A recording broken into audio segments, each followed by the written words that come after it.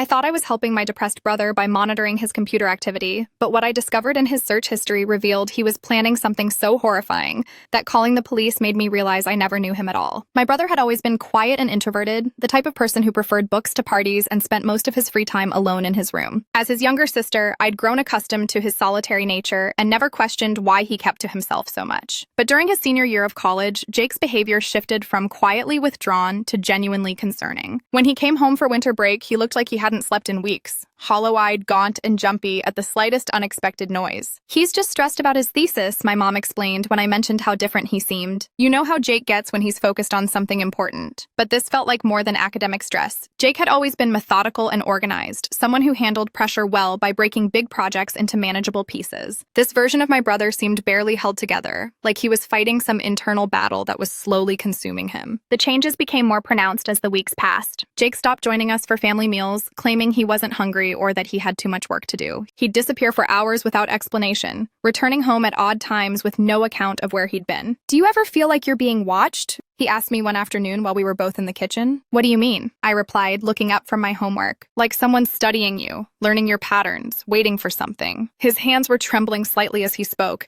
and he kept glancing toward the windows as if expecting to see someone lurking outside. "Jake, that sounds really paranoid. Maybe you should talk to someone about these feelings." "I'm not paranoid," he snapped, "and I'm being realistic about what people are capable of." My parents scheduled an appointment with our family doctor, who diagnosed Jake with depression and anxiety, prescribing medication and recommending therapy. But Jake refused both treatments, insisting that his problems couldn't be solved by conventional methods. "The doctors don't understand what's really happening," he told my dad during one of their increasingly frequent arguments about his mental health. "They can't help with something like this." "Something like what?" my dad pressed. "Jake, you need to help us understand what you're going through." "You wouldn't believe me," Jake replied, retreating back to his room and locking the door behind him. His paranoia intensified over the following weeks. He covered his bedroom windows with heavy blankets, claiming he needed complete privacy to work. He stopped using his phone entirely, saying he couldn't trust digital communications. He even started bringing his own food to eat, convinced that someone might tamper with the family meals. "This is getting scary," my mom confided in me one evening. "I don't know how to help him, and I'm starting to worry he might hurt himself." But Jake didn't seem suicidal. He seemed angry. There was a barely contained rage simmering beneath his paranoid behavior, a sense that he was planning something rather than falling apart. One night, I heard him talking to someone in his room. Since he'd disconnected his phone and internet, I assumed he was on a video call using his laptop. But when I listened more carefully, I realized he was talking to himself, having what sounded like both sides of a conversation. "They think they can just do whatever they want," I heard him say in his normal voice. Then in a slightly different tone, "But you're going to show them they're wrong." "Exactly. They need to learn there are consequences." The one-sided dialogue continued for over an hour, with Jake alternating between his regular voice and what seemed like responses from an imaginary companion. I was terrified. My brother wasn't just depressed or anxious, he appeared to be having some kind of psychotic episode. But when I tried to discuss it with my parents, they seemed reluctant to acknowledge how serious the situation had become. "He's always been eccentric," my dad said dismissively. "Maybe he's just working through some creative process for his thesis." "This isn't eccentric behavior," I argued. "This is someone who's losing touch with reality." But my parents weren't ready to face the possibility that Jake needed serious psychiatric intervention. They preferred to believe he was going through a temporary rough patch that would resolve itself once he graduated and found a job. Meanwhile, Jake's behavior became increasingly secretive. He would only leave his room when he thought no one was home, and he'd installed multiple locks on his bedroom door. He'd also become obsessive about his computer, guarding it like it contained state secrets. "What are you always working on up there, Adan?" I asked him one afternoon when he briefly emerged to grab food from the kitchen. "Research," he replied vaguely. "Important research that people need to understand." "Research for your thesis?" He gave me a look that was both condescending and slightly pitying. "My thesis is the least important thing I'm working on right now." Something about the way he said it made my stomach drop. What could be more important than the senior project that would determine whether he graduated? That night, I made a decision that would haunt me forever. I was going to figure out what Jake was really doing in his room all day, and if he was in danger of hurting himself or having a complete mental breakdown, I was going to make sure he got help whether he wanted it or not. I knew Jake's computer password from years of borrowing his laptop for school projects. He'd never bothered to change it from our childhood dog's name followed by his birth year. When he left the house the next afternoon for one of his mysterious errands, I snuck into his room and opened his laptop. The desktop was cluttered with folders I didn't recognize, labeled with cryptic names like documentation, profiles, and timeline. But it was his browser history that made my blood run cold. The search terms were disturbing and specific: how to make untraceable explosives, building blueprints, public records, security camera blind spots, mass casualty event planning. My hands shook as I scrolled through weeks of research into weapons, building layouts, escape routes, and crowd patterns. This wasn't random browsing or academic research, it was methodical preparation for for something terrible. But it got worse, much worse. I found a folder labeled Targets, containing detailed profiles of specific people, names, addresses, daily schedules, photographs, personal information, family members.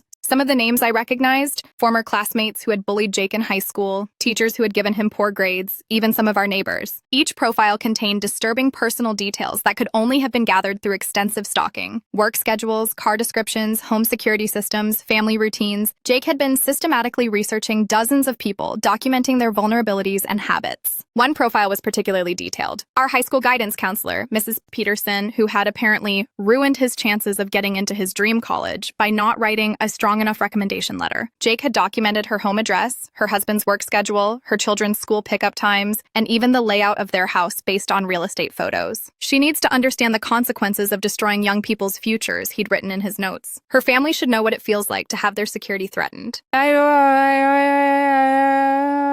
Another file focused on David Chen, a classmate who had apparently made fun of Jake's presentation in AP History 3 years earlier. The profile included David's college schedule, his part-time job hours, his girlfriend's information, and detailed notes about his daily routines. He thought humiliating me in front of the class was funny, Jake's notes read. Let's see how funny he thinks it is when he's the one being humiliated. The worst part was a document titled Justice List, ranking his targets by priority and describing in graphic detail what he felt each person deserved for their perceived wrongs against him. The writing was methodical and cold, describing elaborate revenge fantasies that involved home invasions, kidnapping, and torture. A teacher who had given him a B+ on a project was labeled as someone who needed to understand the consequences of crushing students' dreams through unfair grading. I must thank you, Diaries. The description went on to detail exactly how he planned to break into her house and teach her a lesson she'll never forget. A former classmate who had made fun of his clothes was described as deserving permanent disfigurement to match his ugly personality. The plan involved acid attacks and detailed descriptions of the physical and psychological damage he wanted to inflict. But the most chilling discovery was a folder labeled Day X Planning. It contained detailed maps of our town's high school, including security layouts, emergency procedures, and optimal entry points. There were diagrams showing sightlines, crowd flow patterns, and what appeared to be escape routes. Jake was planning a mass shooting. The timeline documents showed he'd been preparing for months, gathering supplies, conducting surveillance, and waiting for what he called the perfect opportunity to make them all understand. Phase 1, information gathering and target identification, had been completed months ago. The document showed check marks next to dozens of surveillance activities, photographing the school from multiple angles, timing security guard rounds, identifying the busiest periods, mapping emergency exits. Phase 2, supply acquisition and preparation, was nearly complete. A checklist showed he'd already obtained materials for making explosives, researched weapon purchases, and identified suppliers for various components of his plan. Phase 3, final preparations and execution, was scheduled to begin in 2 weeks, coinciding with some kind of school event that would maximize casualties. The level of detail was terrifying. Jake had identified specific locations within the school where he could cause the most damage, planned multiple contingencies for different scenarios, and even researched how to make his attack as media-worthy as possible. The key is making sure everyone understands why this is happening, one document explained. Each target needs to be clearly connected to their crimes against me. This isn't random violence, it's justice. He'd written manifestos explaining his grievances against each category of target: teachers who had discriminated against him, classmates who had humiliated him, school administrators who had failed to protect him from bullying. But as I read through his justifications, I realized that most of these crimes were completely fabricated or wildly exaggerated. The teacher who discriminated against him had given him a B+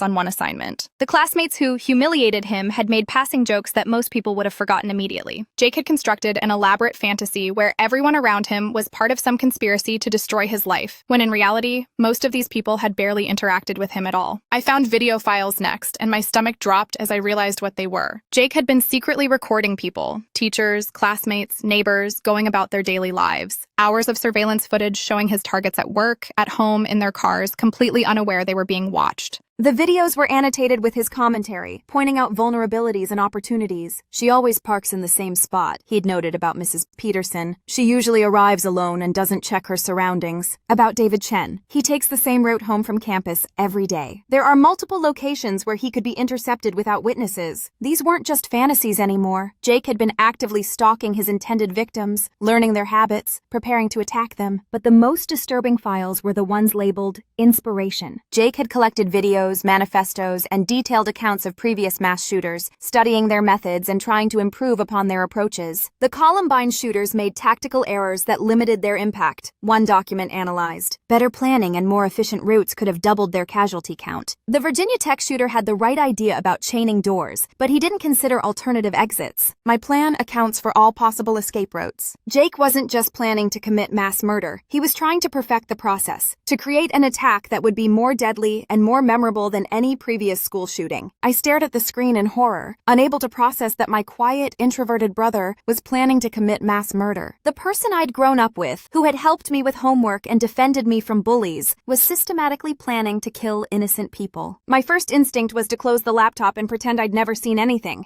Maybe I was misunderstanding his research. Maybe it was just dark fantasy, not actual planning. Maybe my paranoid, depressed brother was just working through his anger in an unhealthy but ultimately harmless way. But the level of detail was too specific, too methodical, too real. This wasn't fantasy, it was preparation. Jake had moved far beyond angry thoughts into concrete planning and active surveillance of his targets. I took screenshots of everything, my hands shaking so badly I could barely operate the camera. The weapons research, the target profiles, the school layouts, the timeline documents, the surveillance videos, all the evidence I'd need to prove that Jake was planning something catastrophic. Then I called 911. I need to report someone who's planning a mass shooting, I said when the operator answered. Is there an immediate threat? I don't know. Maybe. I found detailed plans on my brother's computer. The operator transferred me to a detective who took down all my information and asked me to bring the evidence to the police station immediately. This is Detective Morrison, he said when I arrived an hour later with my laptop full of screenshots. Walk me through what you found. The next few hours were a blur of interviews, statements, and phone calls. Detective Morrison reviewed the screenshots with growing alarm, calling in additional officers and specialists to evaluate the threat level. This is extensive planning, he told me grimly. Your brother has been preparing for this for months. The level of detail in these target profiles suggests he was very close to taking action. They obtained a search warrant for Jake's room and found physical evidence that confirmed what I'd discovered online.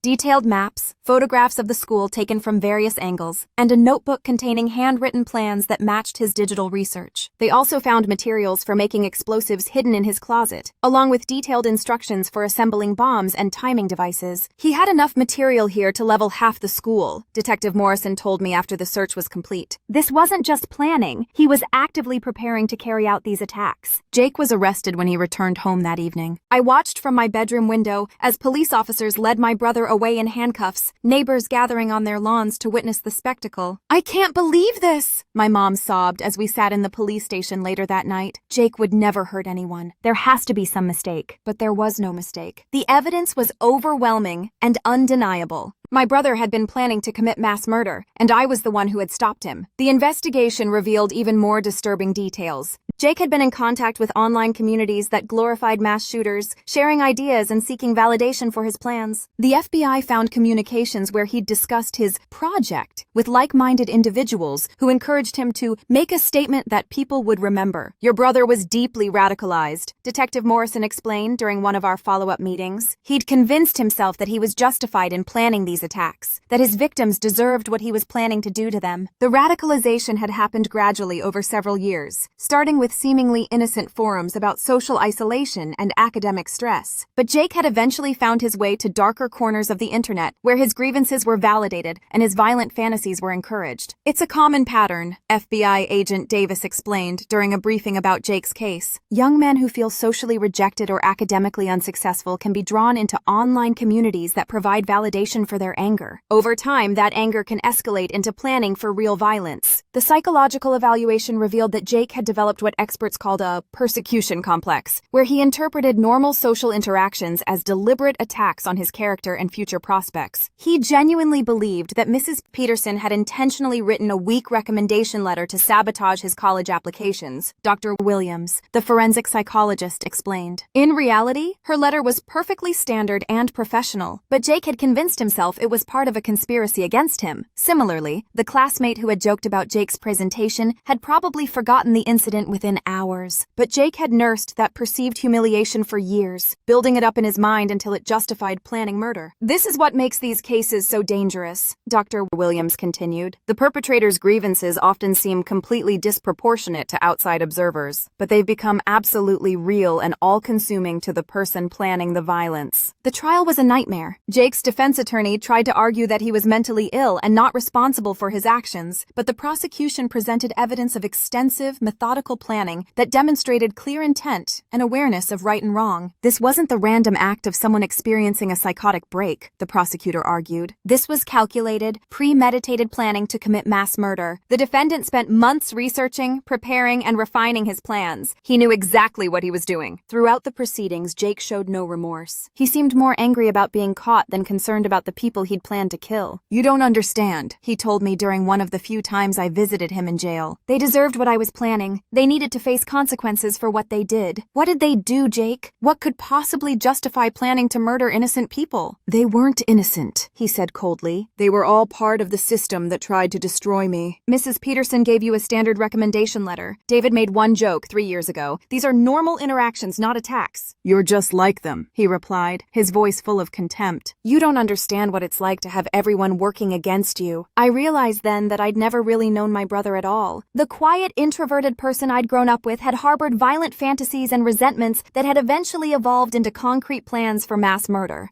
Jake was sentenced to 25 years in prison for terrorism-related charges, weapons violations, and stalking. The judge noted that while he hadn't actually carried out his plans, the level of preparation and the specific nature of his targets demonstrated clear intent to commit mass violence. "The defendant's actions represent a serious threat to public safety," the judge said during sentencing. Only the intervention of his sister prevented what could have been a devastating tragedy affecting dozens of families. The victims Jake had targeted were notified about the planned attacks. Many were shocked to learn they'd been under surveillance and had no idea they were in danger. Mrs. Peterson broke down crying when Detective Morrison explained what Jake had been planning. "I barely knew him," she sobbed. "I wrote hundreds of recommendation letters that year. His was perfectly normal. I had no idea he interpreted it as some kind of attack." David Chen was equally stunned. "I don't even remember making a joke about his presentation. If I did, it was just typical classroom banter. I never imagined someone would hold on to something like that for years." The revelation that they'd all been unknowingly living under a death threat was traumatic for Jake's intended victims. Several sought therapy to deal with the psychological impact of learning they'd been stalked and marked for murder by someone they'd barely interacted with. "It's terrifying to think that normal, everyday interactions could be misinterpreted so dramatically," Mrs. Peterson said during an interview with local news. "How do you protect yourself from someone who sees attacks where none exist?" The aftermath was almost as traumatic as the discovery itself. "Our family was torn apart by shame, guilt, and media attention. My parents struggled to understand how they'd failed to recognize the warning signs, while I grappled with the knowledge that I'd been living with a potential mass shooter without realizing it." "How did we miss this?" my mom asked over and over. "How could we not know what he was planning?" The truth was that Jake had been very good at hiding his true intentions. His withdrawal and paranoia, which we'd interpreted as depression, had actually been signs of radicalization and planning. His secretive behavior hadn't been about academic stress. It had been about preparing to commit murder.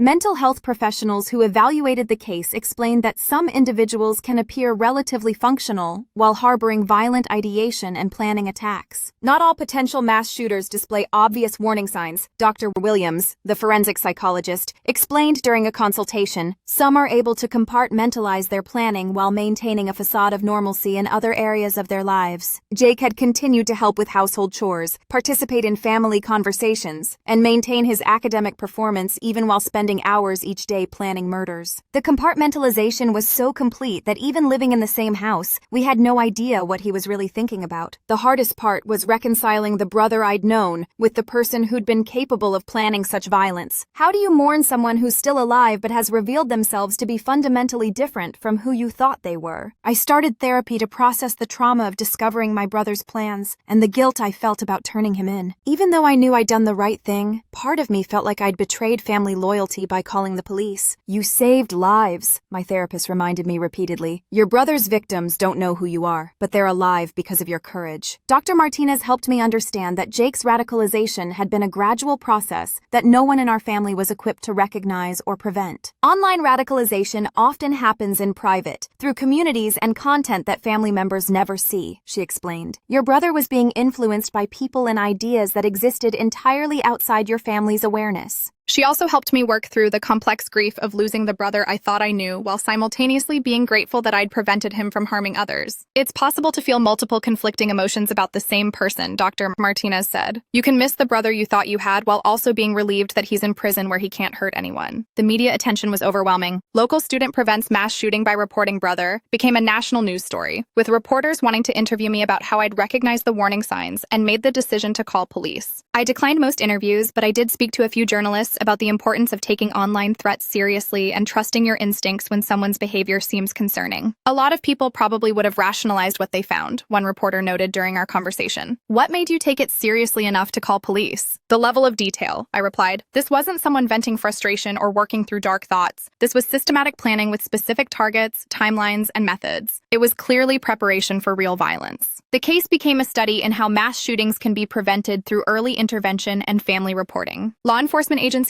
used Jake's case as an example in training programs about recognizing pre-attack behavior and investigating potential threats. This case demonstrates the importance of family members trusting their instincts and reporting concerning behavior, Detective Morrison said during a conference presentation. If this young woman had dismissed what she found or tried to handle it within the family, dozens of people might have died. But the experience also highlighted how difficult it can be to distinguish between mental health struggles and genuine threats of violence. Jake's withdrawal and paranoia had looked like depression and anxiety, making it easy for our family to misinterpret his behavior as a mental health crisis rather than preparation for violence. The warning signs of potential mass violence can overlap significantly with symptoms of mental illness, Dr. Williams noted in her analysis of the case. This creates a challenge for families and communities trying to identify genuine threats while avoiding stigmatizing people who are struggling with mental health issues. The investigation also revealed how online communities had played a role in Jake's radicalization. He'd found validation and encouragement for his violent fantasies in forums dedicated to discussing past mass shooters and planning future attacks. These online spaces create echo chambers where grievances are amplified and violence is normalized, FBI agent Davis explained. Young men who might otherwise work through their anger in healthy ways instead find communities that encourage them to see violence as justified and necessary. Jake had been active in these communities for over a year before he began serious planning for his own attack. The progression from discussing abstract grievances to planning specific violence had been gradual, with other community members providing guidance and encouragement along the way. He wasn't radicalized in isolation, Agent Davis continued. He was part of a network of individuals who were all encouraging each other toward violence. Disrupting these networks is a crucial part of preventing future attacks. The case led to increased monitoring of these online communities and several other arrests of individuals who were in various stages of planning attacks. Jake's case had provided law enforcement with valuable intelligence about how these networks operated and how potential attackers could be identified before they acted. It took years to come to terms with what had happened. I changed schools to escape the media attention and the whispers about being the mass shooter's sister. I had to learn to trust my instincts about people again, after realizing how completely I'd misjudged someone I'd lived with my entire life. The experience taught me that we never really know what's going on in other people's minds, even those closest to us. Someone can seem quiet and harmless while secretly harboring violent fantasies. Someone can appear to be struggling with normal problems while actually planning to commit murder, but it also taught me the importance of acting on concerning information, even when it feels like betraying someone you love. If I had dismissed what I found or tried to handle it within the family, the outcome could have been catastrophic. Jake is still in prison, and I haven't spoken to him in 5 years.